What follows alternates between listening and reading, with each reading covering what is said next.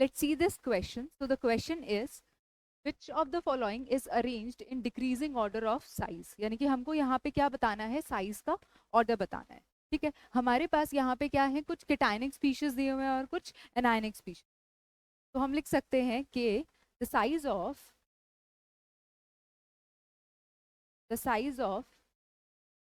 anion is always greater than its parent atom. यानी कि हमेशा जो मेरा एनायन है उसका साइज क्या होगा, बड़ा होगा as compare to its parent atom. And the size of cation is always smaller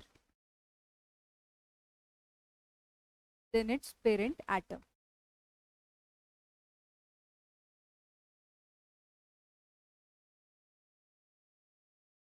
ठीक है, तो मतलब जो हमारा एनायन का साइज होता है वो हमेशा क्या होता है, बड़ा होता है.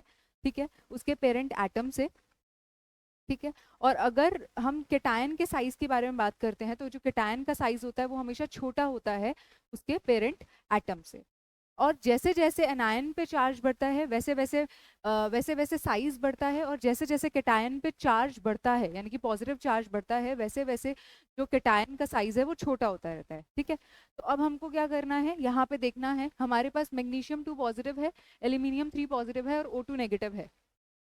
तो जो एनायन का साइज होगा वो तो सबसे बड़ा होने वाला है केटायन के साइज से. ठीक है, हम यहाँ पे एक और ऑर्डर लिख सकते हैं कि जो एनायन का जो साइज होगा वो सबसे बड़ा होगा, देन न्यूट्रल एटम का साइज होगा और फिर केटायन का साइज होगा लीस्ट. ठीक है, तो यहाँ से हम ये देख सकते हैं कि एनायन का साइज तो बड़ा होगा ही केटायन के साइज से. उसके बाद जैसे जैसे पॉजिटिव चार्ज बढ़ता है केटायन पे वैसे वैसे जो एटॉमिक रेडियाई है यानी कि जो साइज है वो क्या होता है, डिक्रीज हो जाता है. तो एल्यूमिनियम के ऊपर +3 चार्ज है, मैग्नीशियम के ऊपर +2 चार्ज है. ठीक है, एल्यूमिनियम के ऊपर चार्ज ज़्यादा है, पॉजिटिव चार्ज ज़्यादा है, तो इस वजह से इसका जो साइज होगा वो सबसे छोटा होगा. ठीक है, तो जो ऑर्डर होगा साइज का वो सबसे पहले हमारा एनायन, देन केटायन, और केटायन में भी जितना ज़्यादा पॉजिटिव चार्ज उतना छोटा साइज. ठीक है, तो option B will be the correct option.